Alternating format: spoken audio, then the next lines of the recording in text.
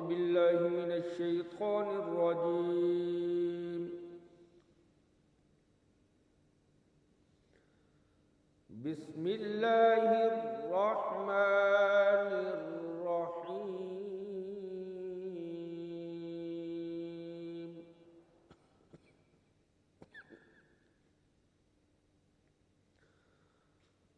الذين يأكلون الربا لا يقومون إلا كما يقوم الذي يتخبطه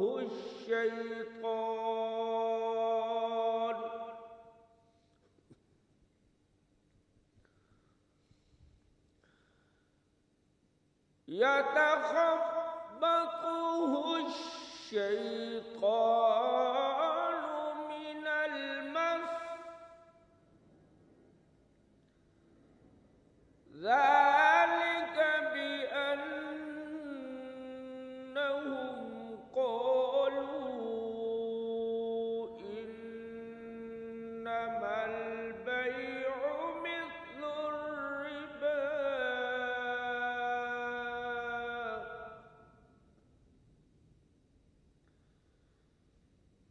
وأحل الله البيع وحرم الربا،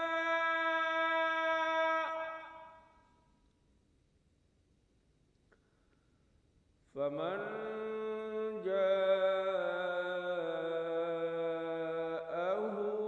موعظة من ربه فله ما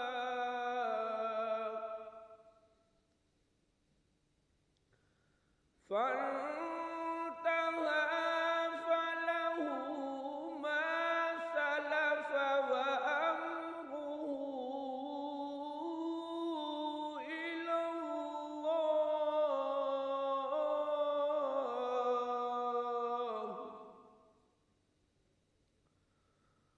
ومن عاد فأولئك أصحاب النار هم فيها خالدون. يمحق الله الربا ويربي الصدقات،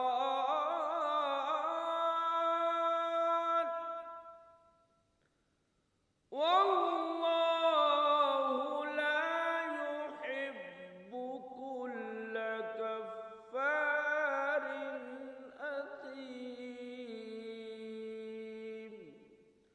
صدق الله العلی العظیم. شروع اللہ کے نام سے جو بڑا مہربان اور نہایت رحم کرنے والا ہے۔ جو لوگ سود کھاتے ہیں قیامت کے دن وہ نہیں اٹھیں گے مگر جس طرح کہ وہ شخص اٹھتا ہے جس کے حواس جنہوں نے لپٹ کر کھو دیے۔ یہ حالت ان کی اس لیے ہوگی کہ انہوں نے کہا تھا کہ تجارت بھی تو ایسی ہی ہے جیسے سود لینا، حالانکہ اللہ نے تجارت کو حلال کیا ہے اور سود کو حرام کیا ہے۔ پھر جسے اپنے رب کی طرف سے نصیحت پہنچی وہ باز آ گیا، تو جو پہلے لے چکا ہے وہ اسی کا رہا اور اسی کا معاملہ اللہ کے حوالے ہے، اور جو کوئی پھر سود لے وہی لوگ دوزخ والے ہیں، وہ اس میں ہمیشہ رہیں گے۔ خدا سود کو مٹاتا ہے اور خیرات کو بڑھاتا ہے، جتنے ناشکر گناہ گار ہیں خدا انہیں دوست نہیں رکھتا۔ صدق اللہ العلی العظیم۔ اعوذ باللہ من الشیطان الرجیم، بسم اللہ الرحمن الرحیم۔ وَبِهِ نَسْتَعِين وَهُوَ خَيْرُ نَاصِرٍ وَمُعِين۔ لاکھوں کروڑوں درود و سلام ہو سید الانبیاء رحمت للعالمین خاتم النبیین محمد مصطفیٰ صلی اللہ علیہ وآلہ وسلم پر، ان کے آل پاک پر، اصحاب منتجمین پر۔ محترم ناظرین کرام، پروگرام سحری کی لائیو نشریات میں آپ کا میزبان ڈاکٹر سید مظفر حسین رضوی آپ کی خدمت میں حاضر ہے۔ میری جانب سے آپ تمام محترم ناظرین کی خدمت میں अस्सलामु अलैकुम वरहमतुल्लाहि वबरकातुहू। मोहतरम नाज़रीन करम, माह मुबारक रमज़ान की फ़यूज़ात व बरक़ात से तमाम मुसलमान अल्हम्दुलिल्लाह मुस्तफ़ीद हो रहे हैं। ये बरकतें, ये फ़यूज़ात और ख़ास कर इस महीने में कुरान मजीद की तिलावत, जिसे कुरान के बहार का महीना कहा जाता है, अल्लाह रब्बुल इज़्ज़त ने कुरान मजीद फ़ुरक़ान हमीद में जहाँ तिलावत करने का शरफ़ और सआदत मुसलमानों को बख्शा है, वहाँ एक चीज़ की तरफ हमें मुतवज्जह होने की ज़रूरत है। जहाँ हम कुरान मजीद पढ़ते हैं और ज़्यादा से ज़्यादा कुरान पढ़कर सवाब हासिल करने की कोशिश करते हैं, वहीं पर अल्लाह रब्बुल इज़्ज़त ने जो अहकामात नाजिल फ़रमाएँ उन पर अमल करने की भी ज़रूरत है। कुरान मजीद में इरशाद होता है, अफ़ला यतदब्बरून अल-कुरान, यानी गौर व फ़िक्र क्यों नहीं करते। इस पर ज़ोर दिया अल्लाह ने, इसलिए कि अगर कुरान की तिलावत हो और कुरान में अल्लाह जो कुछ हमसे कह रहा है, अमीर अल-मोमिनीन अली इब्न अबी तालिब अलैहिस्सलाम का फरमान है, जब कभी मेरा दिल चाहता है कि मैं अल्लाह से बातें करूं तो मैं नमाज़ पढ़ता हूं, और जब कभी मेरा ये दिल चाहता है कि अल्लाह मुझसे गुफ्तगू करे तो फिर मैं कुरान मजीद की तिलावत करता हूं। कुरान मजीद की तिलावत दरअसल इंसान से गुफ्तगू है, अल्लाह ताला हमसे बात कर रहा है। अगर हम अल्लाह की उस बात को समझे ना, अल्लाह ताला के अहकामात को समझे ना, फ़कत तिलावत करके सवाब हासिल करें तो शायद ये हक़ अदा नहीं होगा। लिहाजा हमें कुरान पर गौर व फ़िक्र करना है, और कुरान में एक अहम तरीन हुक्म, बहुत वाज़ेह हुक्म, जिसके लिए मज़ीद तशरीह की ज़रूरत नहीं है, वो है सूद, जिसको अल्लाह रब्बुल इज़्ज़त ने कुरान में हराम करार दिया है। और अहादीस मुबारका के अंदर है कि सूद का कारोबार करने वाला ऐसा है जैसे उसने अल्लाह और रसूल से जंग की हो। इसकी हुर्मत का वाज़ेह अंदाज़ में अल्लाह रब्बुल इज़्ज़त ने कुरान मजीद में इरशाद फरमाया। लिहाजा हमें जहाँ कुरान की तिलावत करके सवाब हासिल करने की खातिर कुरान पढ़ते हैं, वहीं हमें गौर व फ़िक्र करना है और इस हुक्म खुदा को बजा लाने की हमें कोशिश करनी है। हालांकि हमारी कोशिश रहती है बहैसियत कौम के, बहैसियत मुल्क के, हम चाहते हैं कि इससे छुटकारा हासिल करें, लेकिन ये निज़ाम ऐसा है कि जिससे हम निकल नहीं सकते। हमारी अदालतों ने भी, आला अदालत ने भी ये फ़ैसला दिया है, लेकिन इसका इम्प्लीमेंटेशन हमें नज़र नहीं आती। आज हम इस निज़ाम सूद के हवाले से गुफ्तगू करेंगे। उलमाए कराम हमारे साथ तशरीफ़ फरमा है, इस मौजू पर गुफ्तगू करेंगे। और आज के हमारे इस प्रोग्राम में ये इल्म अमल का हमारा सेगमेंट है। इसके बाद हमारे साथ जो दूसरा सेगमेंट है वो शेफ़ असद के साथ जो बेहतरीन डिशेज़ यहाँ बनाएंगे लज़्ज़त रमज़ान में, और बेहतरीन रेसिपीज़ आपके सामने पेश करेंगे। उसके बाद हमारा तीसरा सेगमेंट नातिया मुकाबला कौन बनेगा सच की आवाज़, जिसमें नात खां हज़रात बारगाह रिसालत माब में नज़राना अक़ीदत पेश करेंगे। और इस गुफ्तगू का बाकायदा आगाज़ करने के लिए उलमाए कराम यहाँ तशरीफ़ फरमा है। इससे पहले कि मैं उलमाए कराम का तारुफ आपके सामने पेश करूँ, हमारा ये प्रोग्राम जो आप तक पहुँचा रहे हैं, जिनका ताउन हमारे साथ रहता है, उनका भी जिक्र करना बहुत ज़रूरी समझता हूँ। हमारे साथ ताउन है कमांडर बिल्डर्स एंड डेवलपर्स का, जिनका स्लोगन है एक नया सवेरा ज़रूर आएगा। 14 स्टार बिल्डर्स एंड डेवलपर्स का 14 स्टार बिल्डर्स एंड डेवलपर्स की जानिब से नातिया मुकाबले का फ़ाइनल जीतने वाले सना खां को फरहान अली वारिस सिटी में 80 गज़ का प्लाट दिया जाएगा। हबीब आयल और कारवान अमीर हमज़ा का हमारे साथ ताउन है। नातिया मुकाबले में शरीक बच्चों को वसीम बादामी बाई हिमानी की तरफ से गिफ्ट हैम्पर्स पेश किए जाएंगे। कोइस फूड इंडस्ट्री की जानिब से मलका मसाला की तरफ से गिफ्ट हैम्पर्स हैं। मारूफ स्वीट्स एंड निमको और धमतल स्वीट्स एंड बेकर्स की जानिब से गिफ्ट हैम्पर्स हैं। जबकि कराची जायका हलीम की जानिब से मेहमानों और मुकाबले में शरीक सना खानों के लिए सहरी पेश की जाती है, और वाइटल टी की जानिब से चाय पेश की जाएगी। नाज़रीन कराम, गुफ्तगू के सिलसिले का बाकायदा आगाज़ करने से पहले उलमाए कराम का तारुफ आपके सामने पेश कर रहा हूँ। हमारे साथ तशरीफ़ फरमा है मुमताज़ आलिम दीन हैं, बेहतरीन ख़तीब हैं, ख़तीब अहल बैत हैं, और माशाअल्लाह मफ़ातिहुल हाजात के नाम से किताब भी आपने मुरतब फरमाई है और छप के मार्केट में भी आ चुकी है। मेरी मुराद हज़रत अल्लामा सैयद शहरयार नकवी साहब, अस्सलाम वालेकुम वरहमतुल्लाहि वबरकातुहू, खुशामदीद कहूँगा आपको। बहुत शुक्रिया। हमारे साथ दूसरे मेहमान हैं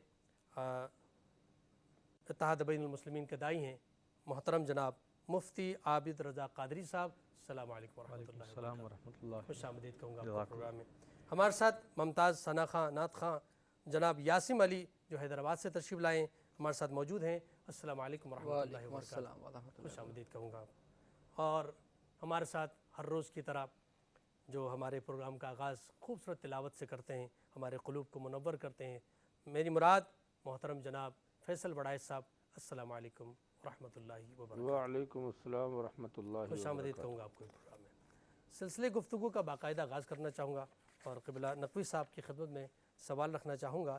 سود کی مذمت قرآن مجید میں آئی ہے اور بڑے واضح انداز میں آئی ہے، اور اس کے باوجود میں نے بھی ذکر کیا کہ قرآن ہم بہت شوق سے اور بڑے ذوق سے پڑھتے ہیں، لیکن جب یہ حکم خدا کا ہم پڑھتے بھی ہیں اور ہم اسی میں ملوث بھی نظر آتے ہیں۔ کیا فرمایا اللہ تعالیٰ نے قرآن میں اور کتنی وضاحت کے ساتھ فرمایا؟ اعوذ باللہ من الشیطان الرجیم، بسم اللہ الرحمن الرحیم۔ سب سے پہلے تو لائق تحسین ہے آپ لوگ کہ آپ نے اس موضوع کا انتخاب کیا کہ جس پر گفتگو ہونی چاہیے۔ اس سے پہلے کہ میں اس طرف آؤں، ہمیں سب سے پہلے یہ سمجھنا پڑے گا سود ہے کیا چیز۔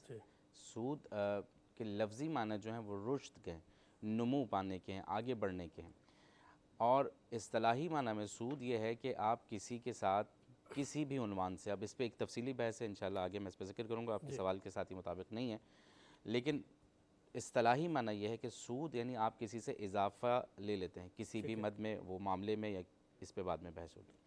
قرآن مجید میں جہاں تک آپ نے فرمایا کہ قرآن مجید میں اس پہ کہاں اور کس طرح بات ہوئی ہے، رسول اکرم صلی اللہ علیہ وآلہ وسلم جب مکے میں تھے اور پھر آپ صلی اللہ علیہ وآلہ وسلم نے مکہ چھوڑا، اس کے بعد مدینہ آئے، تو مکے میں بھی یہ حالات تھے کہ لوگ دوسرے کا مال اس طریقے سے لے جاتے تھے کہ غریب غریب تر ہوتا جا رہا تھا اور امیر امیر تر ہوتا جا رہا تھا، اس کی ثروت میں اضافہ ہوتا چلا جا رہا تھا۔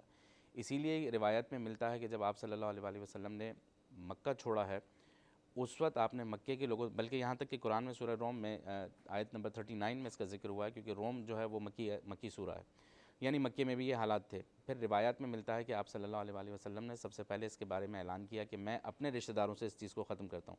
یہ بات گھر سے شروع کی۔ سورہ روم میں آ جائیے، اس کے علاوہ سورہ بقرہ کی ابھی جو آپ نے تلاوت سماعت فرمائی 275 سے 280 تک، اس میں بات ہوئی ہے، تفصیل کے ساتھ بات ہوئی ہے کہ پروردگار عالم فرما رہا ہے کہ جو لوگ منافع لے رہے ہیں، سود لے رہے ہیں، اضافہ لے رہے ہیں، وہ شیطان کی طرح، اب حبت کہتے ہیں، ایک لفظ ہے جس کے معنی ہے دیوانہ پن، شیطانی دیوانہ پن۔ اب یہاں پہ لفظ حبت جو استعمال ہوا ہے اس کی بہت سی معنی ہیں، یا تو وہ دنیا میں دیوانہ ہو کر چل رہا ہے، اس سے مراد کیا ہے؟ اس سے مراد یہ ہے کہ وہ اتنا جو ہے دنیا پرست ہو گیا ہے کہ اس کو اپنے دائیں بائیں کچھ دکھائی نہیں دیتا، وہ خود سیدھی ڈائریکشن پر نہیں ہے، ٹیڑھا آڑا چل رہا ہے، یعنی دنیا کی محبت کی بات ہو رہی ہے۔ اس سے مراد روایت میں یہ بھی ملتی ہے کہ کہیں آخرت کی بات ہو رہی ہے کہ آخرت میں وہ صراط مستقیم پہ نہیں چل پائے گا جو سود کھا رہا۔ اب یہ جو آیتیں ہیں، اس کے بعد پھر مسلسل یہ کہا گیا کہ بیع حلال ہے، ربا حرام ہے، ٹھیک ہے۔ بیع اور ربا کی ایک تفصیلی بحث ہے، میں مختصراً بس اس کا جو ہے ترجمہ آپ کی خدمت میں پیش کر کے آگے نکل جاؤں، کیونکہ تفصیلی بات ہوئی ہے قرآن میں۔ بیع سے مراد ہے معاملہ، تجارت، کسی بھی طرح کی تجارت کیجیے، اور اس سے جو ہے وہ حلال اس لیے کیونکہ اس سے مومنین کا، مسلمین کا فائدہ ہو رہا ہے۔ ربا اس لیے حرام ہے کہ کیونکہ سود کی جو بات ہم نے تعریف بتائی، اس میں صرف ایک طرف کا فائدہ ہو رہا ہے، ایک شخص کا فائدہ ہو رہا ہے، ایک ادارے کا فائدہ ہو رہا ہے جو اگلے سے صرف لے رہا ہے۔ معاملہ جو تجارت کا ہے وہ دونوں کی برابر کی شراکت کے ساتھ ہو رہا ہے۔ اب آگے چلیے کہ پروردگار عالم پھر یہیں پر یہ فرما رہا ہے کہ جس کے پاس نہیں ہے فی الحال کچھ عرصے کے لیے اس کو معافی ہے، لیکن معافی نہیں ہے۔ اس کے بعد معذرت کے ساتھ قطع کلامی میں گیا، مجھے بریک کے لیے کہا جا رہا ہے۔ ناظرین کرام، مختصر سا بریک لیتے ہیں، بریک کے بعد آپ کی خدمت میں حاضر۔ محترم ناظرین کرام، مرحبا سحری کی لائیو ٹرانسمیشن میں ایک بار پھر آپ کا خیر مقدم۔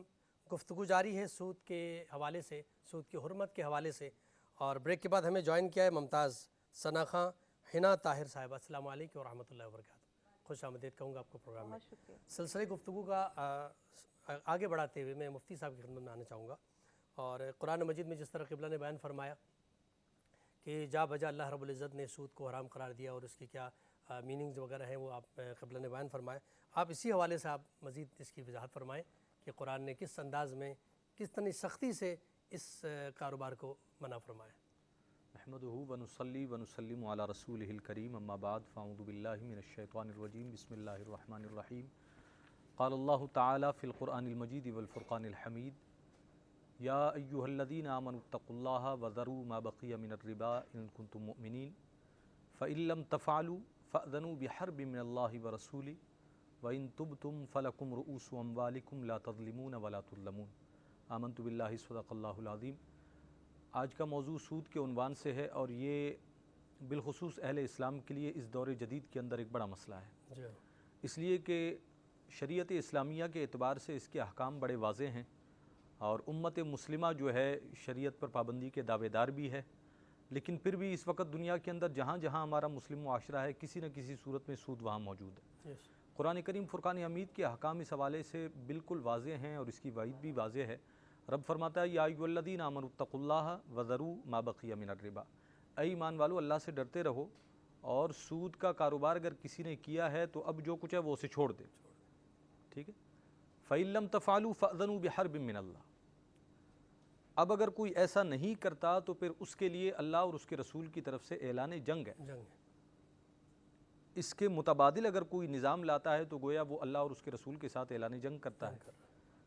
تو مسلمان کبھی بھی ایسا فعل نہیں کر سکتا جو اللہ اور اس کے رسول کے ساتھ اعلان جنگ کے مترادف ہو، لیکن بہرحال ہمارا معاشرہ مجموعی طور پر ہم یہ کام کر رہے ہیں، اور ہمارے یہاں ملکی ہماری معاشیات، ہمارا نظام اس وقت جو تباہ ہے، اس کی ایک بنیادی وجہ یہی ہے کہ کوئی مانے نہ مانے بحیثیت مسلمان ہمارا تو کتاب لا ریب پر ایمان اور یقین ہے، اور ہم تو اس بات کو مانتے ہیں کہ اگر ہم اللہ اور اس کے رسول کے مقابلے میں جنگ کے لیے کھڑے ہیں تو پھر کبھی کسی کی فتح نہ ہوئی ہے نہ ہو سکتی ہے، اور اس کی عملی تفسیر جو ہے ہمارے ملک کے معاشی حالات کی صورت میں اس وقت ہمارے سامنے موجود ہے۔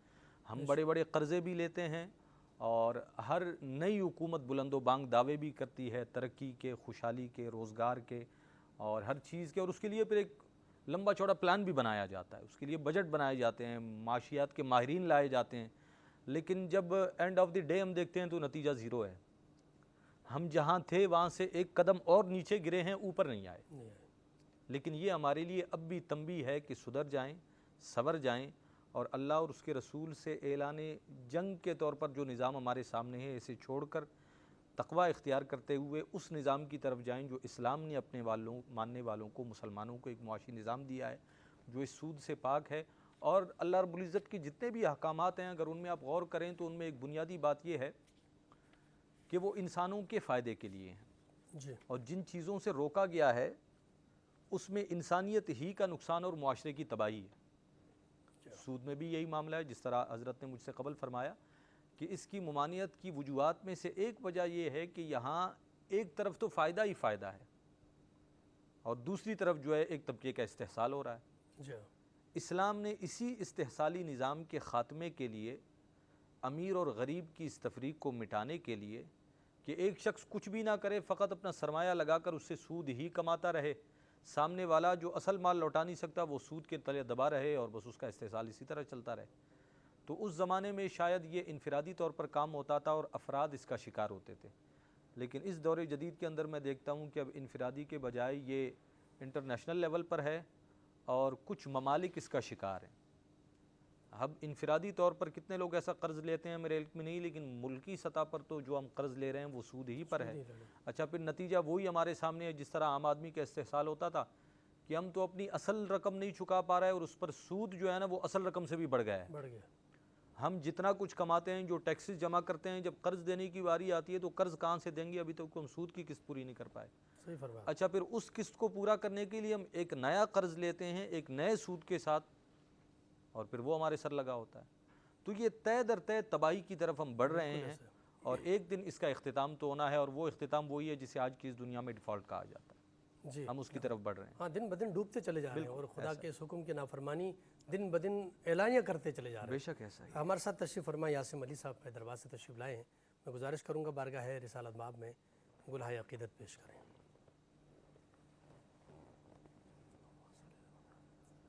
نعت کی چند اشعار پڑھوں گا، اس سے پہلے 4 مصرے آپ کی خدمت میں پیش کر دیتا ہوں کہ ہر گھڑی سامنے رحمت کا سما رہتا ہے، ہر گھڑی سامنے رحمت کا سما رہتا ہے، آنکھ اٹھتی نہیں بس اشک رواں رہتا ہے، آنکھ اٹھتی نہیں بس اشک رواں رہتا ہے، اور لوگ کہتے ہیں مدینے میں دعائیں کرنا، لوگ کہتے ہیں مدینے میں دعائیں کرنا، میں یہ کہتا ہوں وہاں ہوش کہاں رہتا ہے، میں یہ کہتا ہوں وہاں ہوش کہاں رہتا ہے۔ اس طرح سے بڑھتی ہے خیرات مدینے میں، اس طرح سے بڑھتی ہے خیرات مدینے میں، کم لگتے ہیں سائل کو 2 ہاتھ مدینے میں، کم لگتے ہیں زائر کو 2 ہاتھ مدینے میں، اور جن تاروں کی قسمت میں اونچائی لکھے مالک، جن تاروں کی قسمت میں اونچائی لکھی خالق، بن جاتے ہیں وہ تارے ذرات مدینے میں، بن جاتے ہیں وہ تارے ذرات مدینے میں۔ اور اے کاش میرے دن رات اس طرح سے ہوں تقسیم، اے کاش میرے دن رات اس طرح سے ہوں تقسیم، ہر صبح نجف میں ہو ہر رات مدینے میں، ہر صبح نجف میں ہو ہر رات مدینے میں۔ اور جو لب نہیں کہہ پاتے آنکھیں میری کہہ آئیں، جو لب نہیں کہہ پاتے آنسو میرے کہہ آئے، قابو میں نہیں رہتے جذبات مدینے میں، قابو میں نہیں رہتے جذبات مدینے میں۔ اور آپ کے سامنے ایک واقعہ ہے کہ جناب امجد صابری صاحب کو شہید کیا گیا اسی رمضان کے مہینے میں، تو اس کے حوالے سے شعر لکھا گیا ہے کہ جو رات تھی تربت میں وحشت کے اندھیروں کی، جو رات تھی تربت میں وحشت کے اندھیروں کی، امجد نے گزاری ہے وہ رات مدینے میں، امجد نے گزاری ہے وہ رات مدینے میں، کم لگتے ہیں سائل کو دو ہاتھ مدینے میں۔ کم لگتے ہیں سائل کو دو ہاتھ مدینے میں۔ بہت خوبصورت کلام، ماشاءاللہ بہت خوبصورت انداز میں آپ نے پیش کیا ہے، جزاک اللہ۔ قبلہ نقوی صاحب آپ کی خدمت میں سوال رکھنا چاہوں گا۔ اتنا واضح بیان ہے قرآن مجید کا اور متعدد آیات ہیں، اور اس قدر اسلامی ممالک 57 سے زیادہ اسلامی ممالک ہیں، کوئی ایسا ملک ہے جہاں پر اس قرآن مجید کے اس حکم کی تعمیل ہو رہی ہو؟ دیکھیں انفرادی طور پر تو اس کو ڈیسائیڈ نہیں کیا جا سکتا کہ ملک کے اندر کیا ہو رہا ہے، کوئی اسلامی نظام جہاں پر سودی نظام سے پاک ہے؟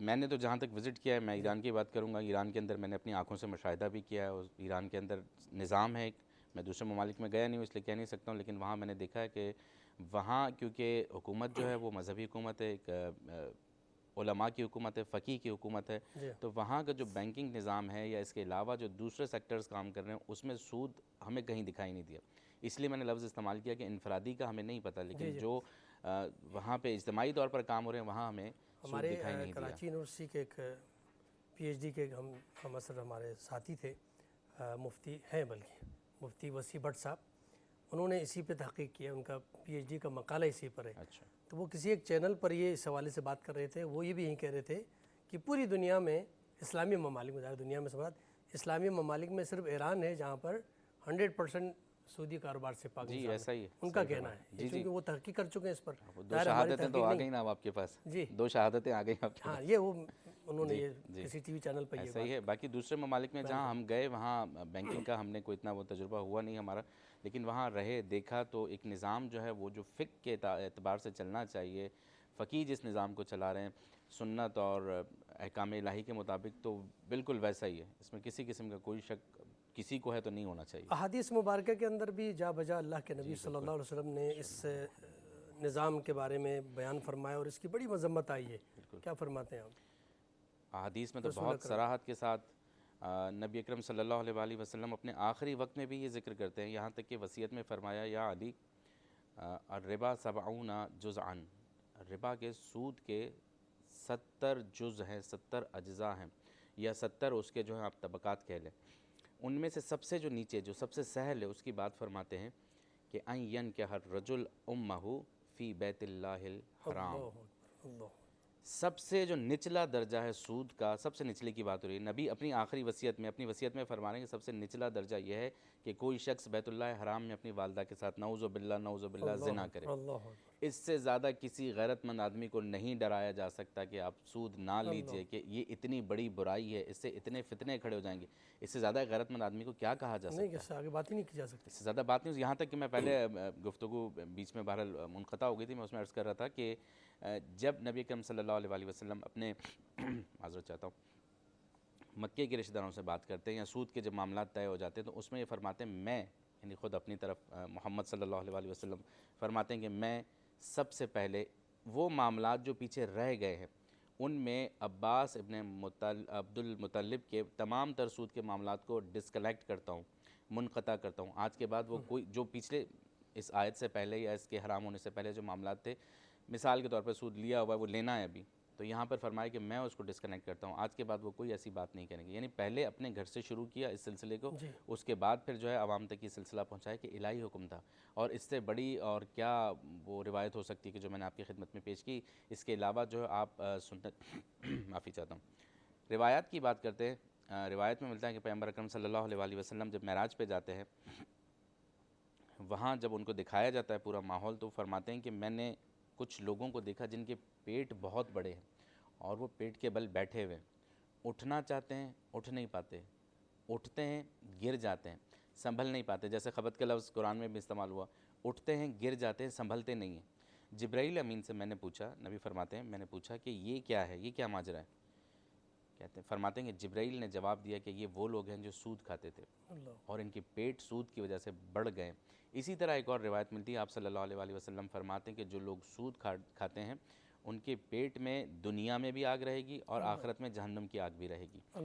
यानी जगह जगह पर डराया गया, इसलिए कि जो मुफ्ती साहब फरमा रहे थे कि अल्लाह इंसान की फलाह चाहता है, मुआशरा ठीक हो जाए, नीचे का शख्स नीचे ना रहे, ऊपर का शख्स ऊपर ना चला जाए, बैलेंस रहे। इसी बैलेंस को बरकरार रखने के लिए इस निज़ाम को जो है मुनक्किद किया गया। इस्लाम में एतदाल पसंदी की बात की, मुफ्ती साहब की तरफ आऊँगा मैं कि समझ में नहीं आ रही ये बात कि इतनी वजाहत है कुरान मजीद में और इतनी सख्त रिवायत जो क़िबला ने बयान फरमाई, और इसके बाद भी अगर ये चीज़ चल रही है तो हदीस के हवाले से मैं भी चाहूँगा कि आप भी इस पर गुफ्तगू करें। और ब्रेक का वक्त हुआ चाहता है। नाज़रीन कराम, मुख्तसर सा ब्रेक लेते हैं, ब्रेक के बाद आपकी खिदमत में हाज़िर होते हैं। हमारे साराम मरहबा सहरी की बराह रास्त नशरियात में एक बार फिर आपका खैर मकदम। गुफ्तगू जारी है, सूद से छुटकारा कैसे हासिल करें। कुरान मजीद फ़ुरक़ान हमीद में अहादीस मुबारक के अंदर इसकी किस कदर मज़म्मत हुई है। ब्रेक से पहले क़िबला नक़वी साहब ने बहुत खूबसूरत अंदाज़ में इसको बयान किया, और मुफ्ती साहब की खिदमत में भी मैं चाहूँगा कि चूँकि इतनी ज़्यादा इसकी मज़म्मत और इतनी ज़्यादा अहादीस मुबारक हैं जो इसके हवाले से कुछ अहादीस अगर आप भी इरशाद फरमाएँ। बिस्मिल्लाहिर्रहमानिर्रहीम। क़िबला हज़रत ने जिस तरह इसकी वजाहत की कि अहादीस तय्यबा में जो बातें हैं वो इतनी सख्त हैं कि इसके बाद मज़ीद कोई गुंजाइश नहीं है कि किन अल्फाज से किसी इंसान को डराया जाए या उसे जो है उबारा जाए कि वो इस फ़ेल बद से बाज आ जाए। एक और हदीस तय्यबा है, हज़रत सैयदना अबी हुरैरा रज़ियल्लाहु अन्हु फरमाते हैं कि रहमत दो आलम सल्लल्लाहु अलैहि वसल्लम ने फरमाया, रहमत दो आलम सल्लल्लाहु अलैहि वसल्लम ने सूद लेने वाला, देने वाला, खाने वाला, इसकी किताबत करने वाला, इस पर गवाह बनने वाला, इन तमाम चीज़ें तो लोगों पर लानत फरमाई। अब देखें ना, जो अल्लाह और उसके रसूल के लानत का मुस्तहिक हुआ, चाहे एक तो है कि ख़ुद कारोबार कर रहा है, एक है ख़ुद नहीं कर रहा, वो बैठा हुआ है और इसकी किताबत करता है, इसका हिसाब किताब बनाता है। एक दूसरा शख्स है जो इसमें बराह रास्त मुलविस नहीं है लेकिन इस पर गवाही के लिए खड़ा होता है कि मैं जो है तुम्हारे लेन देन के माबैन गवाह हूँ। तो निचली सतह तक ले जाकर इसकी आखिरी कड़ी में भी मजम्मत की गई है कि आप इसके करीब करीब भी ना जाएं। लेना देना तो दूर की बात, बिल्कुल शराब की तरह है कि लेना वाला, देने वाला, चलाने वाला, बिल्कुल पहुँचाने वाला, इसलिए कि इसका असर जहाँ तक जाएगा तो इसकी बुराई फैलेगी, और जैसे जैसे इसकी बुराई आम होती जाएगी तो लोग उसमें, यानी जिसे सूद की किताबत करने में तकलीफ़ नहीं हो रही ना, उसके सामने ये हराम काम हो रहा है, उसे से कोई मसला नहीं है, तो फिर कोई बात नहीं है कि कल को वो ख़ुद भी लेने आ जाएगा। इसी तरह जो कारोबार में वो मदद कर रहा है ना, किसी तरह उसकी हेल्प कर रहा है, कारोबार को फ़रोग़ दे रहा है। अच्छा, इसका एक जी नफ्सियाती ये असर भी होता है ना कि किसी बुराई को देखकर जब आप उसे बुरा महसूस ही ना करें और कुछ दिन के बाद वो आपको अच्छा लगने लग जाए, तो फिर ज़रूरत के वक्त उसे अपनाने में कौन सी चीज़ रुकावट रहे। تو اس لیے جو ہے اس کے تمام تر پہلوؤں کو بند کر کے کہہ دیا گیا کہ تم اس کی کتابت بھی نہ کرو، لین دین بھی نہ کرو، اس پر گواہ بھی نہ بنو، اور لینے دینے والے کا معاملہ تو وہی ہے کہ فَأْذَنُوا بِحَرْبٍ مِّنَ اللَّهِ وَرَسُولِهِ، وہ اللہ اور اس کے رسول سے اعلان جنگ کرتا ہے۔ اچھا، سود عام طور پر رقم یا مال کی صورت میں لیا دیا جاتا ہے، لینے کی نیت کیا ہوتی ہے؟ مال میں اضافہ یا کسی مشکل کا حل، خود کو مالی طور پر مستحکم کرنا، کاروبار بڑھانا۔ اب شریعت نے اس کا واضح ضابطہ بتا دیا کہ کاروبار، رزق، معیشت، اگر اس کی ترقی کے لیے تم یہ راستہ اختیار کرو گے تو پھر تم تو ترقی چاہتے ہو، لیکن تمہارے مد مقابل وہ رب العالمین کی ذات ہے جو اس راستے کو پسند نہیں فرماتا، اس کے مقابل آ کر پھر تم ترقی نہیں کر سکتے۔ اچھا، میرے ایک دوست ہیں، وہ شپنگ کمپنی سے ان کا تعلق ہے، وہ آرڈرز لیتے ہیں کمپنیز کے اور باہر انہیں امپورٹ کرتے ہیں۔ وہ انہوں نے کہا کہ میری زندگی کا تجربہ رہا کہ میں نے بڑی بڑی ملٹی نیشنل کمپنیوں کو ختم ہوتے دیکھا اور چھوٹی چھوٹی کمپنیوں کو طاقتور ہوتے دیکھا۔ انہوں نے اپنا تجربہ بتایا، کہنے لگے کہ میں نے اس میں بڑا غور کیا، کیا ہوا؟ ایک اچھا بھلا کاروبار چل رہا تھا، کمپنی نے بہت ترقی کی، ایک دن آ کر وہ دیوالیہ ہو گیا، کیوں ہوا ایسا؟ تو انہوں نے کہا کہ میں نے یہ پایا کہ بڑی بڑی کمپنیاں جو بڑی بن گئی تھیں، جنہوں نے کام سٹارٹ لیا اور اچھا چلا، اب اچھے چلنے میں پھر ان کے پاس جب بڑے آرڈرز آئے تو انہوں نے ان آرڈرز کو پورا کرنے کے لیے سود پر قرضے لیے۔ جب سودی نظام کے اندر وہ گھسے، کچھ وقت تک تو انہیں لگا کہ مال بڑھ رہا ہے، لیکن پھر خسارہ اور نقصان اس طرح آیا کہ وہ آرڈر ضائع ہو گیا، کسی وجہ سے ریجیکٹ ہو گیا، کوئی نقصان درپیش آیا، اپنا اصل مال تو ڈوبا ہی ڈوبا، سامنے والی کی سود کی جو قسطیں تھیں انہوں نے کمپنی کے جو ہے نا دیوالیے نکال دی۔ اس کے مقابلے میں چھوٹے چھوٹے کاروباری تھے، لیکن انہوں نے سود یا حرام معاملے سے اپنے کام میں کوئی مداخلت نہیں کی، حلال طریقے سے تھوڑا تھوڑا کر کے جمع کرتے گئے، اللہ نے انہیں برکت دی، آج ان کا بڑا کام۔ تو اس کا یہ اثر بہرحال ہماری زندگیوں میں رہے گا، اور ہمارے نظام پر جب تک یہ مسلط ہے تب تک ترقی یا معاشی استحکام کا تصور ہمارے یہاں ممکن ہمارا نہیں خود اس وقت جو ہم ملک جس ڈگر میں ہے اور جس مشکلات کا سامنا کر رہا ہے، تو اس سے بڑی مثال ہم کیا دے سکتے ہیں؟ کوئی مثال نہیں ہو سکتی کہ ہم لے کے آ رہے ہیں ہر سال اور اس کے بعد دینا ہمیں ہوتا ہے۔ بالکل، تو اس پر تو ہمارے ظاہر ہم ایک لینے والا دینے کی سخت نہیں رکھتا، تب بھی تو لے رہا ہے وہ۔ بالکل، تو دن بدن ہم اس کاروبار میں جو ہے وہ جگڑ رہے ہیں اور مشکلات کا سامنا ہمیں کرنا پڑ رہا ہے۔ ہمارے ساتھ تشریف فرما ہے حنا طاہر صاحبہ، میں گزارش کروں گا بارگاہ رسالت میں نعت پیش کریں۔ سب سے پہلے تو بہت شکریہ پروگرام کے آپ کا سب کا کہ آپ نے مجھے یہاں پر انوائٹ کیا، اور دوسری بات یہ کہ ماشاءاللہ ہمارے بھائی نے بہت پیارا کلام پڑھا، تو اسی کیفیت کو مجھے بھی بیان کرنا تھا اور اسی کیفیت کو میں انشاءاللہ آگے بڑھاتے ہوئے وہ کلام پیش کروں گی۔ بسم اللہ، پیش کیجیے۔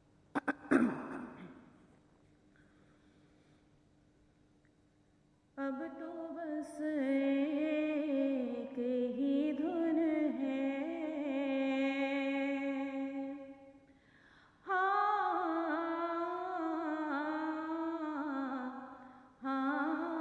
اب تو بس ایک ہی دھن ہے کہ مدینہ دیکھوں، اب تو بس ایک ہی دھن ہے کہ مدینہ دیکھوں، آخری عمر میں کیا رونق دنیا دیکھوں، اب تو بس ایک ہی دھن ہے، اور میرے مولا میری آنکھیں مجھے واپس کر دے، میرے مولا میری آنکھیں مجھے واپس کر دے، تاکہ اس بار میں جی بھر کے مدینہ دیکھوں، تاکہ اس بار میں جی بھر کے مدینہ دیکھوں، اب تو بس ایک ہی دھن ہے۔ ताकि आँखों का भी एहसान उठाना ना पड़े, ताकि आँखों का भी एहसान उठाना ना पड़े। क़ल्ब खुद आईना बन जाए, मैं इतना देखूं। क़ल्ब खुद आईना बन जाए, मैं इतना देखूं। अब तो बस एक ही धुन है, और काश इक़बाल यूं ही उम्र बसर हो मेरी। काश इक़बाल यूं ही उम्र बसर हो मेरी, कि सुबह काबे में हो और शाम में तैबा देखूं। सुबह काबे में हो और शाम में तैबा देखूं। अब तो बस एक ही धुन है। माशाअल्लाह सुभान अल्लाह। बारगाह रिसालत माब में गुराह अक़ीदत पेश कर रही थी हिना ताहिर साहिबा। सिलसिले गुफ्तगू को आगे बढ़ाते हुए नकवी साहब आपकी खिदमत में मैं बात सिलसिले को आगे बढ़ाऊँगा कि आइम्मा अतहार अलैहिस्सलाम ने, चूँकि बाद रसूल भी इस सिलसिले का जो है ना इसकी मजम्मत होती रही और इसको रोकने की कोशिश चलती रही। आइम्मा अतहार अलैहिस्सलाम ने, सहाबा किराम ने इसको किस अंदाज़ में रोका। और मैं इससे पहले चाहूँगा आप दोनों हज़रात जो हैं, आम पब्लिक शायद अभी भी वो नहीं समझ पा रही कि ये सूद है क्या। बैनर्स भी लगाए हुए जगह जगह आप देखते हैं, लोग पढ़ भी रहे हैं कि सूद ऐसा है, अल्लाह और रसूल से जंग करना, लेकिन इसको दर्क नहीं कर पा रहे हैं। आम आवाम को अभी तक भी नहीं पता है कि सूदी कारोबार है क्या। तो इसको किस तरह बयान करें कि आम पब्लिक तक भी ये समझ में आए कि ये सूद है क्या। इसको इस तरह वजाहत करें कि हर इंसान समझ सके कि ये सूदी कारोबार के। बड़े लोग तो जानते हैं, जो कारोबार कर रहे हैं वो भी जानते हैं, और ममलिकत के अंदर जो बड़े सरबराह वो भी जानते हैं। आवाम को नहीं पता है, आवाम कहती है कि हाँ भाई हम तो नहीं कर रहे कारोबार, जबकि बहुत ही कम लेवल पर भी ये सूदी कारोबार हो सकता है। वो समझते हैं शायद ये ममालिक के दरमियान कोई ऐसा बड़ा कारोबार है जिसमें सूद होता है, कोई बैंकिंग का सिलसिला है। तो इसको किस तरह हम आम पब्लिक के सामने पेश करेंगे कि ये कितना कभी अमल है और ये क्या चीज़ है, इसको सादगी में बताया था। देखिए, सबसे पहले तो मैं ये कहूँगा कि बहुत किलीदी सवाल है, और इसको जो है ना बहुत सही जगह पर आपने सवाल किया है। सूद असल में, हम जैसे कुरान की आयत मौलाना ने, मुफ्ती साहब ने तिलावत फरमाई कि जो है जो सूद ले रहा है या दे रहा है वो अल्लाह और अल्लाह के रसूल से जंग के लिए तैयार हो जाए, इस कदर डराया गया। रिवायत मैंने आपके सामने पेश की, क़िबला ने पेश की। सूद असल में हम जो बात कर रहे हैं कि पस्ते पस्तर होता जा रहा है और अमीर से अमीर, असल बात यह है आसान अल्फाज में वो ये कि मिसाल के तौर पर सूद दो तरह का है। एक तो मामलात में सूद है, मिसाल के तौर पर किसी ने किसी से गंदम लिया।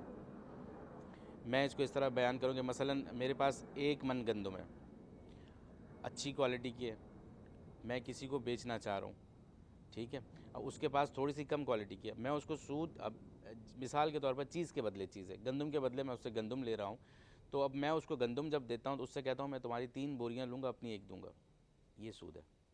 यानी गंदम के बदले गंदम हो जाता है ना। अब आप उसकी जिन्स को देख रहे हैं अच्छी नहीं तो 3 ले लें, ये सूद है। इसी तरह कर्ज़ के उन्वान से, मिसाल के तौर पर मैंने किसी से कर्ज़ लिया, मैं कहता हूँ कि मुझे 100 रुपये की ज़रूरत है, अगला कहता है कि मैं आपको 100 रुपये देने के लिए तैयार हूँ, लेकिन आप मुझे 500 रुपये वापस करेंगे। तो किसी भी चीज़ पे इंटरेस्ट लेना, फ़ायदा लेना जो मजाज फ़ायदा ना हो बल्कि हद से ज़्यादा हो, उसको सूद कहा जाता है। बहुत आसान।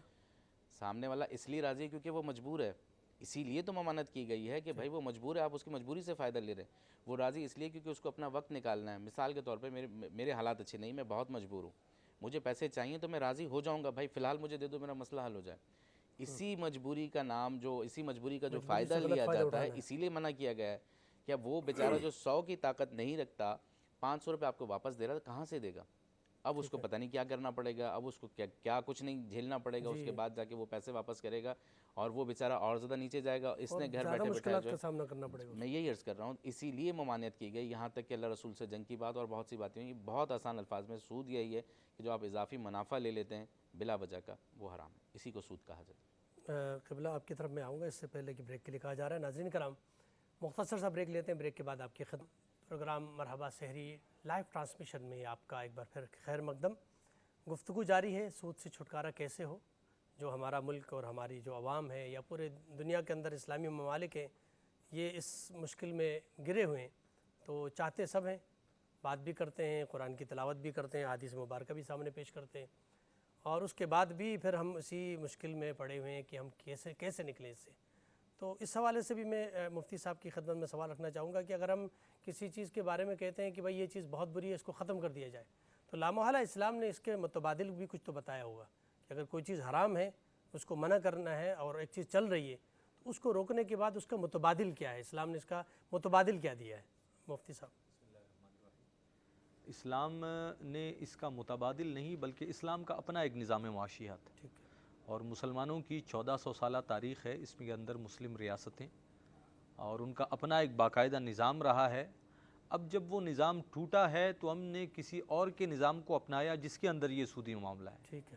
اگر ہمارا اپنا اسلام کا نظام معاشیات اب بھی نافذ کر دیا جائے، جس طرح حضرت نے کہا کہ ایران کے اندر ان کا اپنا ایک نظام معاشیات ہے، یقیناً مغلیہ سلطنت میں بھی اپنا ایک نظام معاشیات تھا، اس سے قبل سلطنت عثمانیہ کی ہم بات کریں، ان کا اپنا ایک نظام معیشت ہے. فقہ کی کتابوں میں تجارت، بیع و شراء کے حوالے سے پورے ابواب ہیں، اور مکمل شرعی اصول و قوانین کے اندر رہتے ہوئے بغیر سود کے نظام کو چلایا جا سکتا ہے. اس کی بہت ساری مثالیں مسلم تاریخ میں آپ کو مل جائیں گی. ضرورت یہ ہے کہ اس نظام کو اپنے یہاں نافذ کیا جائے. اب یہاں پر ایک مسئلہ یہ ہے کہ ہم ایک تو اس نظام کو نہیں لے کر آتے. اس پر ہم پہلے بھی بات کر چکے ہیں کہ اس ملک میں حقیقتاً اسلامی نظام آج تک نافذ ہو نہیں سکا. قرآن جو ہمارا آئین اور قانون ہونا چاہیے وہ آیا نہیں. اچھا، موجودہ نظام میں ہمیں زیادہ تر مسائل ہوتے ہیں وہ انٹرنیشنل بینکنگ سے جب ہم جڑتے ہیں تو تب سودی معاملات ہمارے یہاں آتے ہیں.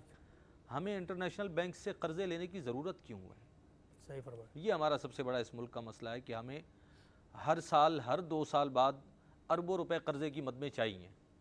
اچھا، اب پھر ہم وہ قرضہ چکتا نہیں کر پاتے. اس قرضے کو چکتا کرنے کے لیے پھر جس انٹرسٹ ریٹ پر ہمیں قرض مل رہا ہم اٹھا لیتے ہیں کہ وقتی طور پہ اس کو تو ہم گزار دیں، بعد میں اس کو دیکھیں گے، اور پھر اس کے لیے اور اس کے لیے، اور یہ سلسلہ. ہمارے یہاں قرضے کیوں چاہیے، یہ ایک سوال ہے. کیا ہم نے اپنی عوام کو فیسلیٹیٹ کیا ہے؟ عوام کی زندگی بہتر کی ہے؟ کیا ہم نے کوئی بہت زیادہ ترقی یافتہ کوئی ڈیولپ شہر قائم کیے ہیں؟ ہم نے تو کچھ بھی نہیں کیا. ہمارے ہاں اخراجات جو ہے وہ برسر اقتدار طبقے نے اپنے ذاتی مفادات کے لیے اتنے بڑھائے ہیں، اور آپ یوں سمجھیے کہ غیر ضروری، غیر شرعی بہت سارے اخراجات اس ملک کی عوام پر مسلط کیے گئے ہیں، جن کو پورا کرنے کے لیے وہ اپنے ہی لیے، اپنی ذات کے لیے جو قرضے اپنے اوپر استعمال کرنے ہوتے ہیں لے کر ان کا بوجھ پھر عوام پر ڈال دیا جاتا ہے. سب سے پہلے تو یہ ہونا چاہیے کہ اس ملک کے اندر جو اشرافیہ کے بیجا اخراجات ہیں انہیں کم کیا جائے. میں نہیں سمجھتا کہ پھر اس ملک کو چلانے کے لیے آپ کو سود کے مد میں کچھ لینے کی ضرورت ہے. یہاں تو روٹی سے لے کر دوائیوں سے لے کر کاپی پینسل پر ٹیکسز لگے ہوئے ہیں. عوام تو اپنا خون پسینہ دے کر کہہ رہی ہے یہ ملک چل جائے گا، لیکن کچھ لوگ ہیں جو کہتے ہیں نہیں، اس سے نہیں بلکہ ہم اور بھی لیں گے، اور بھی لیں گے، اور بھی لیں گے. اور اس میں پھر ایک تو ہم سودی نظام کے اندر جگڑے ہوئے ہیں، پھر ہم نے اپنی آزادی بھی کھو دی ہے.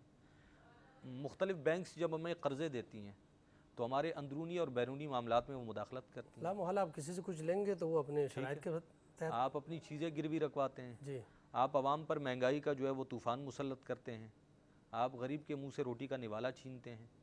تو یہ نوستیں ساری سود کے ہیں، اور اس کے مقابلے میں اسلام کا اپنا نظام معیشت بالکل منظم اور مسلم طور پر موجود ہے، بشرطے کہ کوئی اسے نافذ کرنے والا ہو. اگر کسی کو یہ لگتا ہے کہ ممکن نہیں ہے، ایک تو اس کی پرانی مثالیں ہمارے پاس ہیں، ایک اس کی حالیہ مثال ایران کی صورت میں آپ نے بتایا، اگر وہ کر سکتے ہیں قائم تو آپ کیوں نہیں کر سکتے؟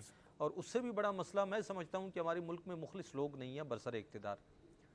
ہر بار آپ ایک نظام ماہر معاشیات کو لے کر آتے ہیں کہ وہ حالات کو بہتر کرے گا، لیکن جب وہ جاتا ہے تو پھر خود آپ ہی کہتے ہیں کہ یہ تو بیڑا غرق کر کے چلا گیا. پھر دوسرے کو آپ وہیں سے لے کر آتے ہیں، آپ اس کے وہیں کا پڑا ہوا ہوتا ہے نا. بالکل. اسی نظام بلکہ نمائندہ ہوتا ہے کہ اس نے سسٹم کو ان سے جوڑ کر رکھنا ہے، بلکہ مضبوط کرنا ہے معاہدوں کو، بالکل ایسا ہی ختم نہیں کرنا۔ آپ اپنا بندہ جب تک نہیں نکالیں گے، اپنا نظام جب تک لے کر نہیں آئیں گے، تب تک تو کچھ بھی نہیں بدلے گا۔ ایسا ہی آپ نے ایک سوال کیا تھا کہ جی عوامی سطح پر سود کے حوالے سے ایک عام آدمی کو کیسے سمجھایا جائے، سمجھائیں بالکل تو حضرت نے بھی اس پر کہا، اور میں بھی یہ کہوں گا کہ کمی زیادتی کے ساتھ معاملہ، پیسے کے بدلے میں آپ پیسہ لیتے ہیں، اگر یہ آپ کا معاہدہ ہے تو اس میں کمی زیادتی یہ سود کہلائے گی۔ جنس دونوں طرف ایک ہے مذہب اہل اس میں سنت کوئی کے نزدیک۔ مقدار مثلا ایک آدمی کام ہی یہی کر رہا ہے کہ وہ لوگوں کو قرضہ دے رہا ہے، تو ان کا کاروبار یہی ہے۔ ٹھیک ہے، اگر وہ قرضہ دے کے واپس اتنا ہی لے گا تو اس کا کاروبار کیسے چلے گا، اس کا کیا فائدہ ہوا؟ اچھا اس کو ہم اسلامی پوائنٹ آف ویو سے قرض حسنہ اس کو بھی ڈیفائن کیجیے گا کہ جس اسلام میں تو قرض حسنہ ہوتا ہے جس میں انٹرسٹ نہیں ہوتا ہے۔ ٹھیک ہے، اگر وہ قرض حسنہ دیتا رہے گا تو وہ کیسے چلے گا؟ اصل میں وہ قرضے دینے لینے کا کاروبار کرے ہی نا، یہ اصل میں کاروبار ہے ہی نہیں۔ صحیح۔ اچھا اس میں ہمارے یہاں کچھ اسلامی بینکنگ کا بھی رواج چل رہا ہے، میں اس کا ایک مسئلہ دیکھ رہا تھا، ایک دفعہ میرے سامنے آیا۔ انہوں نے وہی فوائد جو آپ باقی بینک سے لے رہے ہیں اسلامک بینکنگ سے آپ لے سکتے ہیں، بشرطے کہ شرعی اصولوں کی پابندی کی جائے۔ انہوں نے اس کی ایک مثال دی ہے سمجھانے کے لیے، کہتے ہیں کہ جی ایک شخص ہمارے پاس آتا ہے کہ ہمیں 30 لاکھ روپے چاہیے، ہم ان سے سوال کرتے ہیں آپ کو کیوں چاہیے؟ کہتے ہیں جی ہمیں چاہیے، ہم ایک گھر خریدنا چاہتے ہیں۔ ٹھیک ہے، اب بینک اگر انہیں 30 دے کر پھر ان سے 30 ہی لے لیتا ہے تو بینک نے اپنا پیسہ اتنے عرصے کیوں بند کیا؟ بینک چلے کیسے؟ انہوں نے کہا کہ ہم فقہی اصولوں کے مطابق اسے اس طرح ترتیب دیتے ہیں کہ آپ کا کام بھی ہو جائے، ہمیں نقصان بھی نہ ہو، تو پھر ہم یہ کرتے ہیں ہم آپ کو پیسہ نہیں دیتے۔ جو گھر آپ خریدنا چاہتے ہیں اسے بینک خریدے گا، 30 لاکھ کا ہم نے وہ خرید لیا، ہم آپ کو 31 لاکھ کا دوبارہ بیچیں گے۔ آپ کا کام ہوا، آپ کو وہ سہولت بینک سے مل گئی، ہم نے بھی اپنا کام کیا، ہمیں ہمارا پروفٹ بھی مل گیا۔ تو اس طرح یہ سسٹم چل سکتا ہے۔ اس کے بجائے ہم آپ کو 30 لاکھ روپے دے دیں، آپ نے گھر خریدا وہ جتنے کا بھی پڑا، اب یہ 30 لاکھ تو آپ کے پاس بند ہے اور اس پر ہم ہر مہینے آپ سے کچھ نہ کچھ لیتے رہیں اور وہ بڑھتا رہے بڑھتا رہے بڑھتا رہے یہاں تک کہ آپ گھر بیچ کے پھر بھی اسے پورا نہ کر سکیں۔ پورا نہیں کر سکتے۔ تو شریعت کے کچھ اصول ہیں ایسے جن سے وہ تمام فوائد لیے جا سکتے ہیں۔ بیع و شراء کے بہت سارے اقسام شریعت مطہرہ میں ہیں، فقہ کے اس پر پورے ابواب ہیں، اور ایسا بھی نہیں ہے کہ اسلامی نظام معاشیات کے ماہرین نہیں ہیں۔ ہر مکتبہ فکر کے اندر ان کے علماء اور مفتیان کے پورے پینل ہیں جو شرعی ایڈوائزر کے طور پر بہت سارے بینکوں کو بھی مشورے دیتے ہیں، تو آپ ان کا پینل بنا کر یہ نظام قائم کر سکتے ہیں۔ بلکہ شخصیات موجود ہیں جو اس پورا ادارہ ہے۔ اسلامی نظریاتی کونسل نے جب سود کے خلاف اپنا فیصلہ دیا تو انہوں نے اس کے متبادل نظام پر سیراصل بحث کر کے اسے کارآمد قرار دے کر کہ آپ کے معاملات ڈسٹرب نہیں ہوں گے اگر آپ یہ کرتے ہیں، تب دیا۔ لیکن مسئلہ یہ ہو رہا ہے کہ بینکس کو ہمارے نظام میں وہ فائدہ میسر نہیں ہے جو انہیں اس نظام میں ہے۔ یہ وہ والی بات ہے کہ کسی کا استحصال ہوتا رہے، لیکن ہماری تو بڑھوتری ہو رہی ہے نا۔ وہ اپنا فائدہ دیکھتے ہیں، ان کے اوپر جو لوگ ہیں وہ اپنا دیکھتے ہیں، تو وہ چاہتے ہیں کہ یہ نظام مسلط رہے۔ ٹھیک، وہ اپنا کام سیلف بخوبی کر انٹرسٹ رہے ہیں۔ میں انسان کہتا ہے کہ میرا فائدہ ہو، باقی کسی کا فائدہ ہوتا نہیں ہوتا، وہ جبکہ اسلام اس بات کی اجازت جی اسلام اس کی اجازت نہیں دیتا ہے۔ قبلہ آپ کی خدمت میں سوال رکھنا چاہوں گا۔ اسلامک بینکنگ کے نام پہ ہمارے ملک کے اندر بہت سارے بینک اس وقت ٹوٹل اسلامک بینکنگ پہ ہی کام کر رہے ہیں۔ کچھ بینکس ہیں ایسے جس کے اندر ایک پورشن الگ سے انہوں نے اسلامک بینکنگ دیا ہے۔ کیا اسلامی بینکنگ کا یہ نظام جو ہمارا اصل میں کنیکٹ پھر ہم آئی ایم ایف سے ہیں، ہمارا جتنا سسٹم بینکنگ کا ہے وہ آئی ایم ایف سے ہی ہے، لیکن ادھر بینک کے اندر جو ہے ہمیں یہ بتایا جاتا ہے کہ بھائی آپ کے ساتھ وہیں اسلامی قانون کے مطابق جو ہے وہ ہم لین دین کریں گے، پروفٹ میں اور نقصان میں ہم آپ کا ساتھ ہیں۔ تو مجھے تو یہ بتایا جا رہا ہے اور میرے سامنے ایگریمنٹ اسی طرح ہو رہا ہے، لیکن ان کا منبع و مرکز پیچھے انہی کے ساتھ ہے جہاں سودی کاروبار ہے۔ تو اس کو آپ کس نگاہ سے دیکھیں گے؟ دیکھیے اسلامک بینکنگ جو ہے وہ تو جیسا کہ مفتی صاحب نے بھی فرمایا ہونی چاہیے، اور بہت اچھے طریقے سے احسن طریقے سے ہو سکتی ہے، کیونکہ ہمارے پاس قواعد و ضوابط ہیں، ابھی سے نہیں ہے، 1400 سال پرانے ہمارے پاس ایک سارے قواعد ہیں، سب کچھ ہے، ہم بنا سکتے ہیں، ہم کر سکتے ہیں۔ آپ کے سامنے زندہ مثال ایک ملک کی وہ چل رہا ہے، سب کچھ ہو رہا ہے، ہم بھی کر سکتے ہیں۔ اس میں یہ ہوتا ہے مثال کے طور پر بینکس ہمارے پاس دو طرح کے ہیں، ایک سرکاری بینک ہے، ایک آپ کے پرائیویٹ سیکٹر ہے۔ سرکاری بینک کا یہ ہوتا ہے، گورنمنٹ بینک کا یہ ہوتا ہے کہ مثال کے طور پہ آپ نے وہاں پہ کچھ پیسے رکھے جو آپ کو سود قیمت میں واپس ملتے ہیں، ایک دفعہ یہ ہوتا ہے، ایک دفعہ آپ بینک سے لے رہے ہوتے ہیں۔ تو جو گورنمنٹ کا بینک ہوتا ہے ہمارے ہاں یہ ہے کہ وہ اس کا جو مال ہے مالک پتہ نہیں ہے، وہ مجہول المالک ہے، ٹھیک ہے، اس سے آپ لے سکتے ہیں، اس سے انٹرسٹ آپ بھی لے سکتے ہیں، بینک آپ سے بھی لے سکتا ہے۔ ہوتا یہ ہے کہ جب مجہول المالک ہے بینک طرف، ٹھیک ہے، تو اس میں آپ لے سکتے ہیں، اس کا جو انٹرسٹ آئے گا آپ یہ نیت کر لیں کہ اس کا آدھا، مثال کے طور پہ مجھے 100 روپے ملتے ہیں یا 10,000 روپے ملتے ہیں، 5,000 میں کسی فقیر مومن کو دے دوں، اس کا بھلا ہو جائے، باقی میں رکھ لوں، تو اس طرح صحیح ہے۔ اب آپ آ جاتے ہیں پرائیویٹ سیکٹر میں۔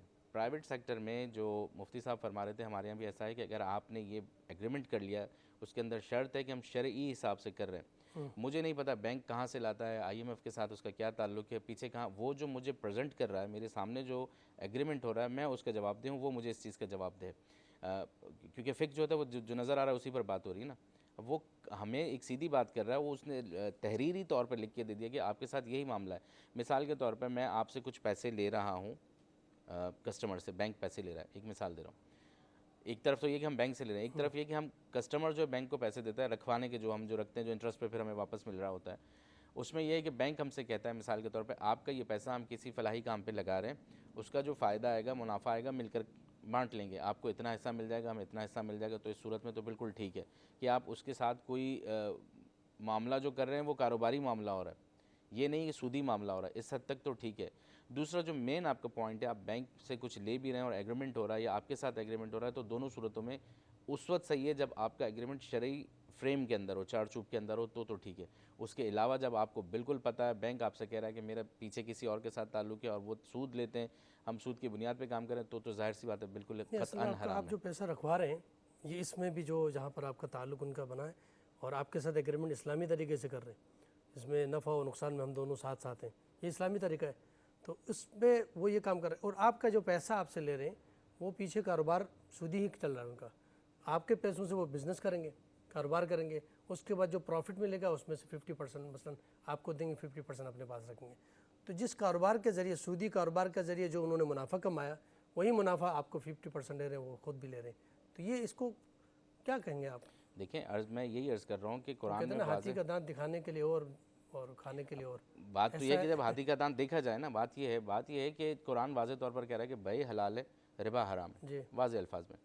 جب ہم بات یہ کرتے ہیں ہم کاروبار کر رہے ہیں، منافع برابر ہوگا، بے یعنی تجارت کریں، کاروبار کریں، بے تو ٹھیک ہے، بالکل حلال ہے، قرآن کی آیت ہے واضح طور پر، سامنے تو بالکل اسلامی ہو رہا ہے، سامنے کی بات ہو رہی ہے کیا نا۔ ہم پیچھے نہیں دیکھیں کہ اس کا پیچھے کیا ہو رہا ہے؟ اگر آپ پیچھے دیکھتے ہیں اور آپ کو بالکل یقین ہے، پیچھے دیکھیں نا، ایک دفعہ ہمیں کہا جاتا ہے کہ یہ ہو رہا ہے، ایک دفعہ ہمیں پتہ ہے، میں نے دیکھا ہے، میں گواہ ہوں، میرے پاس کچھ لوگ ایسے ہیں جو عادل ہیں، گواہ ہیں، ان کو پتہ ہے یہ سب کچھ ہو رہا ہے، یا بینک کے اندر جو بیٹھا ہوا ہے وہ آپ سے کہہ رہا ہے کہ معاملہ خراب ہے، تو پھر تو بات یقین کی حد تک چلے گی۔ جب یقین ہے تو پھر اس کے بعد پھر سود لینا دینا سب حرام ہے۔ لیکن جو ایگریمنٹ آپ کے ساتھ کیا گیا ہے، جس پر دستخط ہوئے ہیں، اس کے حساب سے بالکل ٹھیک ہے معاملہ، اس میں کوئی وہ نہیں ہے۔ لیکن ناظرین کرام، پروگرام مرحبا سیری ٹرانسمیشن میں ایک بار پھر آپ کا خیر مقدم۔ آج کے اس پروگرام میں جو اہم ترین موضوع ہے، سود سے چھٹکارا کیسے ہو، یقیناً ہر مسلمان کی خواہش تمنا ہے، اور کیسے نہ ہو، اس لیے کہ قرآن کا واضح بیان ہے، اللہ کے نبی کی جو جانب سے اتنی سخت باتیں آئی ہیں، ائمہ اور صحابہ کرام کی جانب سے بھی اس حوالے سے، تو اس کے باوجود ہر مسلمان کی تمنا اور خواہش بھی ہے، لیکن اس کے باوجود مسلمان اس کاروبار میں جو ہے وہ پھنسے ہوئے، اور دن بدن مزید اس میں اضافہ ہو رہا ہے، مطلب ڈوبتے چلے جا رہے ہیں، اس سے نکلنا جو ہے کہیں نظر نہیں آ رہا۔ تو علماء کرام موجود ہیں، اس میں ہم یہی بات کر رہے تھے کہ کس طرح ہم اس کاروبار سے نکل سکتے ہیں، تو اس پر بھی تقریباً علماء کرام نے بیان فرمایا کہ چونکہ ہم نے جو کاروبار کا سسٹم اور اپنے ملک کو جس انداز میں ہم چلا رہے ہیں کہ غیر سے ہم نے قرضہ لینا ہے، جیسے آئی ایم ایف سے لینا ہے، تو لا محالہ وہ ہمارے ساتھ تھوڑی اسلامی بینکنگ کے طریقے سے چلے گا، وہ اپنے حساب سے چلے گا۔ تو ہمیں میرے خیال سے سب سے پہلے تو اپنے قدموں پر، اپنے پاؤں پہ کھڑا ہونا ہوگا، اور جس طرح اور اسلامی ممالک ہیں جن کی مثال دنیا کے سامنے ہے کہ وہ اپنے پاؤں پہ کھڑے ہوئے، وہ کسی کے محتاج نہیں، وہ کسی سے قرض نہیں لے رہے۔ جب آپ کسی سے قرض نہیں لیں گے تو پھر ان کی شرائط پر بھی عمل نہیں کریں گے، پھر آپ اپنا اسلامی نظام جو ہے وہ نافذ کریں گے۔ چھوٹی چھوٹی باتیں ہیں جہاں پر میں نے اس سے پہلے ابھی آپ سے ذکر کیا کہ زمینوں کا معاملہ ہے، جہاں پر آپ کسی سے پراپرٹی خریدتے ہیں، تو ایک تو یہ کہ یک دم آپ ایک رقم دے رہے ہیں، ایک دفعہ یہ ہوتا ہے کہ آپ قسطوں میں دے رہے ہیں، تو یک دم جو رقم ادا کر رہا ہے اس کی ایک الگ رقم ہوتی دینی ہوتی ہے، اور جو قسطوں میں دے رہا ہوتا ہے اس کے لیے کچھ زیادہ ہی اماؤنٹ اس کو دینا پڑتا ہے۔ اس حوالے سے مفتی صاحب آپ بیان فرمائیں، آپ دونوں اس حوالے سے شرعی کیا حکم ہے کہ قسطوں میں لے کر جو اضافی رقم آپ دے رہے ہیں، جبکہ اگر ایک ساتھ یک مشت آپ دیتے تو مثلا آپ کو 5 لاکھ دینے تھے، اور آپ قسطوں میں دے رہے ہیں تو آپ کو 6 لاکھ دینے ہیں، جو 1 लाख इजाफा दे रहे हैं, इसको आप शरई एतबार से सूद में शामिल करेंगे या सही है ये? किस्तों के जितने भी मामलात हैं हमारे यहाँ, किस्तों पर इलेक्ट्रॉनिक्स भी, प्रॉपर्टी भी और बहुत सारी चीज़ें मिलती हैं, और उस हवाले से ये होता है कि ये एक मुआहदा है जो फ़रीक़ैन के माबैन तय पाता है। अब फ़रीक़ैन अगर कैश पर 10 लाख में कोई चीज़ बेचने और ख़रीदने पर राज़ी हैं तो भी ठीक है, लेकिन अगर वो कहते हैं कि नहीं जी पैसे आहिस्ता आहिस्ता करके 1 साल तक देने हैं, और बेचने वाला कहता है इस सूरत में फिर मैं अपनी चीज़ 10 लाख में नहीं बेचता, मैं अपनी चीज़ बेचूंगा ही 12 लाख में, ठीक है, और सामने वाला कहता है कि ठीक है मैं 12 में ख़रीद लूँगा लेकिन पैसे मैं आहिस्ता आहिस्ता करके दूंगा, तो मज़हब अहले सुन्नत में ये चीज़ जायज़ है और इस तरह ख़रीद व फ़रोख्त लेन देन किया जा सकता है, ये सूदी मामला नहीं होगा। ठीक है। आप इस हवाले से? हमारे यहाँ इसमें ऐसा है कि बाज़ उलमा इस चीज़ से रोकते हैं, लेकिन बाज़ ने इस चीज़ की इजाज़त दी है कि आपकी जो जिन्स जब बदलती है, जैसे मुफ्ती साहब फरमा रहे हैं, तो उसमें आप कर सकते हैं। सराहत जिन्स चेंज हो रही है यहाँ पर, जिन्स बदल रही है। ठीक है, ठीक है। हमारे साथ नात खां हज़रात तशरीफ़ फरमाए। मैं चाहूँगा कि यासिम अली बारगाह रिसालत में आप नज़र अक़ीदत पेश करें।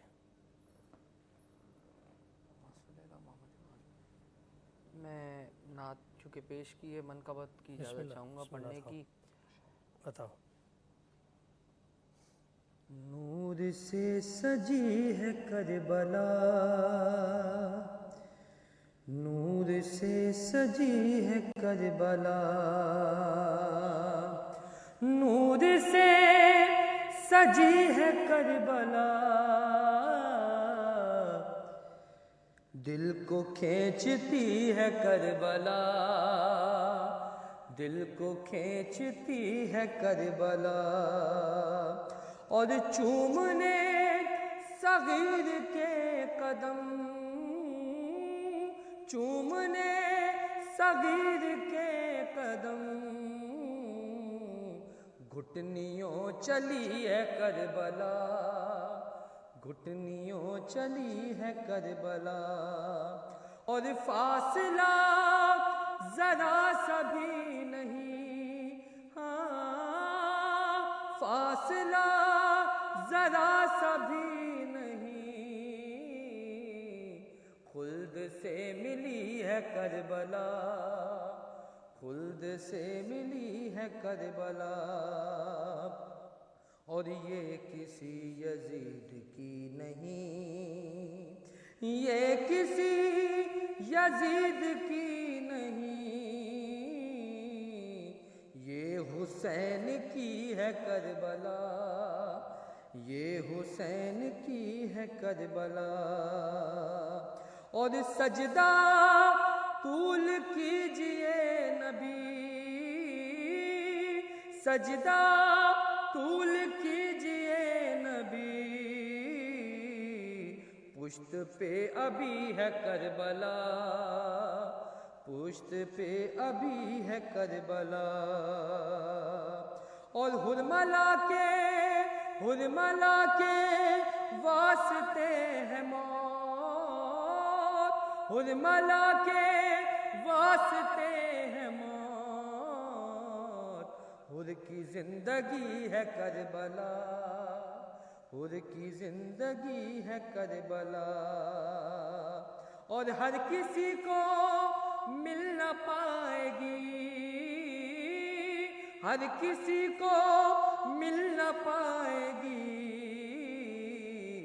ज़र्फ़ देखती है करबला, ज़र्फ़ देखती है करबला, और कायनात को समेट ले, इस कदर बड़ी है करबला, इस कदर बड़ी है करबला, और आखिरी शेर कि गैब में इमाम है मेरा, गैब में इमाम है मेरा, हाँ भी बची है करबला, हाँ भी बची है करबला, दिल को खींचती है करबला, खुल्द से मिली है करबला। बहुत खूब। मैं चाहूँगा हिना ताहिर साहब आप भी बारगाह रिसालत में नज़र अक़ीदत पेश करें।